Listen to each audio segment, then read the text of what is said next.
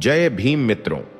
भारतीय संविधान के निर्माता, दलितों के मसीहा और सामाजिक न्याय के प्रतीक डॉक्टर भीमराव अंबेडकर, जिन्हें बाबा साहेब के नाम से जाना जाता है, उनका अपमान किसी भी रूप में अस्वीकार्य है। हाल ही में मध्य प्रदेश हाईकोर्ट के वकील अनिल मिश्रा द्वारा बाबा साहेब के खिलाफ की गई आपत्तिजनक टिप्पणियों ने पूरे देश में हंगामा मचा दिया। इस घटना ने न केवल सामाजिक न्याय की बहस को फिर से जीवंत किया, बल्कि न्यायपालिका की गरिमा और संवेदनशीलता पर भी सवाल खड़े किए।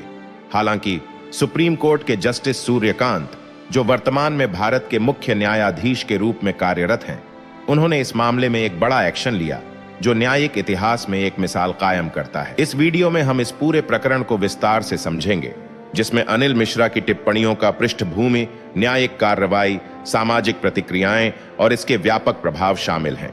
हम यह देखेंगे कि कैसे यह घटना भारतीय समाज की गहरी जड़ों में बसे जातिवाद और असमानता को उजागर करती है और न्यायपालिका कैसे ऐसे मामलों में सख्ती से निपटती है। इस वीडियो में हम इस घटना को गहराई से समझेंगे, इसके पृष्ठभूमि, कानूनी निहितार्थ, सामाजिक प्रभाव और जस्टिस सूर्यकांत की भूमिका पर विस्तार से चर्चा करेंगे। हम देखेंगे कि कैसे यह फैसला भारतीय न्यायपालिका की स्वतंत्रता और साहस को दर्शाता है और क्यों यह एक ऐतिहासिक कदम माना जा सकता है। साथ ही हम बाबा साहेब डॉक्टर अंबेडकर के योगदान को याद करेंगे, जिनके सम्मान की रक्षा करना हर भारतीय का। साथियों, इस वीडियो को शुरू करने से पहले आपसे एक छोटी सी गुजारिश है कि इस वीडियो को ज्यादा से ज्यादा लोगों तक पहुंचाने में हमारी मदद करें। इसके लिए आप लोग वीडियो को लाइक, शेयर और हमारे YouTube चैनल को सब्सक्राइब करें। इससे वीडियो का एंगेजमेंट बढ़ेगा और YouTube ज्यादा से ज्यादा लोगों तक पहुंचाने में हमारी मदद करेगा। और हां, अगर आप भी बाबा साहेब को दिल से मानते हैं तो कमेंट बॉक्स में जय भीम, जय संविधान जरूर लिखें। अब चलिए वीडियो को शुरू करते हैं। सबसे पहले आइए इस घटना की पृष्ठभूमि को समझते हैं।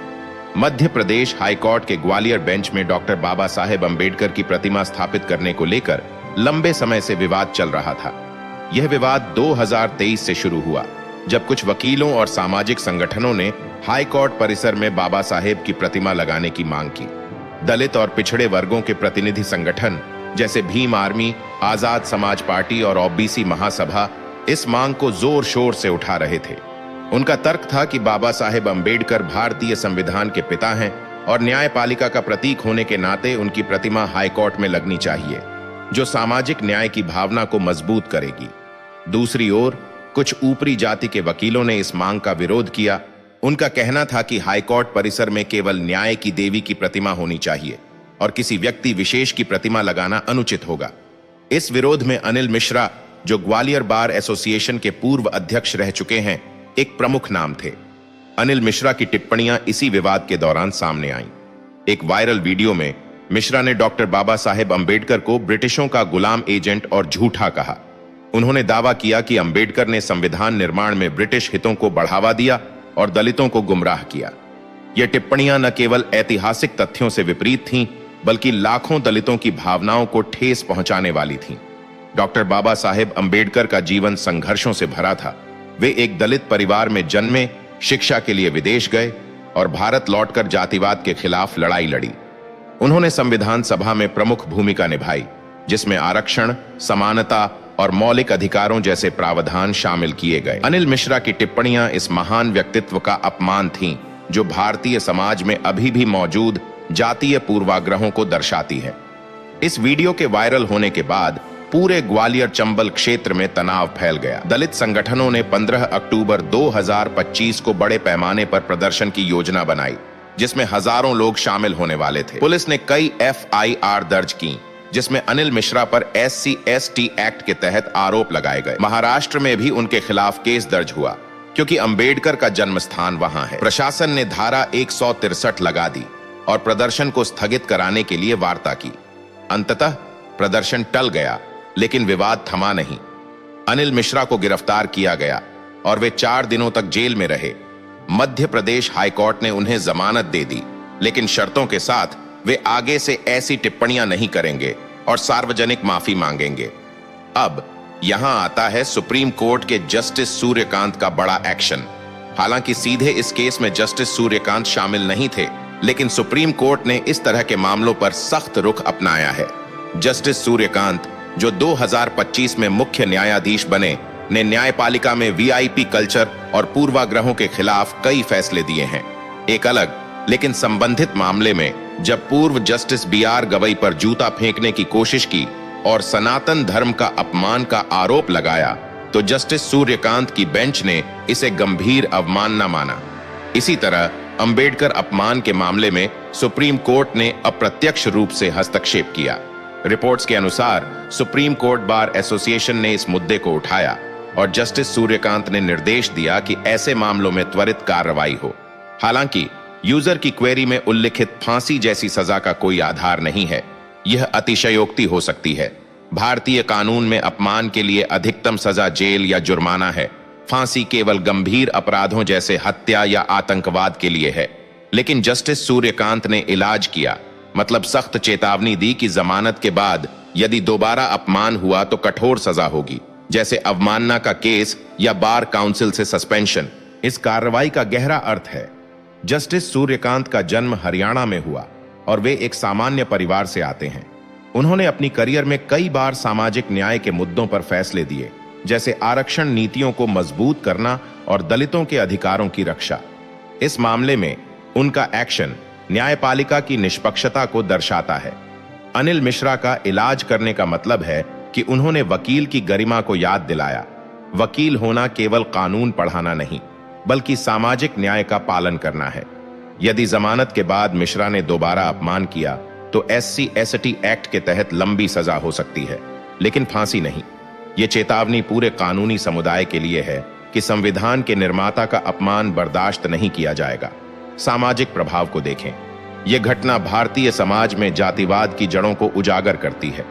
बाबा साहेब अंबेडकर ने एनिहिलेशन ओन ऑफ कास्ट जैसी किताबें लिखीं, जिसमें जाति व्यवस्था को खत्म करने की बात की। लेकिन आज भी हाई कोर्ट जैसे जगहों पर प्रतिमा लगाने पर विवाद होता है। दलित संगठनों की प्रतिक्रिया से पता चलता है कि अंबेडकर उनके लिए केवल एक व्यक्ति नहीं, बल्कि आंदोलन का प्रतीक है। वहीं विरोध करने वाले वकीलों का तर्क है कि न्यायालय धार्मिक या व्यक्तिगत प्रतीकों से मुक्त रहना चाहिए।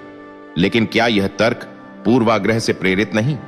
इतिहास गवाह है कि अंबेडकर ने ब्रिटिशों से लड़ाई लड़ी, पूना पैक्ट में गांधी जी से समझौता किया और संविधान में समानता का प्रावधान किया। अनिल मिश्रा की टिप्पणियां इन तथ्यों को नजरअंदाज करती हैं। न्यायिक प्रक्रिया को विस्तार से समझें। जब अनिल मिश्रा का वीडियो वायरल हुआ तो पुलिस ने IPC की धारा 153A समुदायों में वैमनस्य फैलाना, 295A धार्मिक भावनाओं को ठेस पहुंचाना और SC/ST एक्ट की धारा 31U दलितों का अपमान के तहत केस दर्ज किया। गिरफ्तारी के बाद हाईकोर्ट ने बैल दी, लेकिन शर्तें लगाईं। अनिल मिश्रा को सार्वजनिक माफी मांगनी पड़ी और आगे से ऐसी टिप्पणियां न करने का वचन देना पड़ा। सुप्रीम कोर्ट में इस मामले की अपील हुई, जहां जस्टिस सूर्यकांत की बेंच ने इसे सुनवाई के लिए स्वीकार किया। उन्होंने कहा कि संविधान का अपमान राष्ट्रीय अपराध है और वकीलों को अपनी भाषा पर नियंत्रण रखना चाहिए। सुप्रीम कोर्ट ने केवल सख्त दिशा निर्देश दिए कि दोबारा अपमान पर अवमानना का केस चलेगा, जो 6 महीने तक की जेल हो सकती है।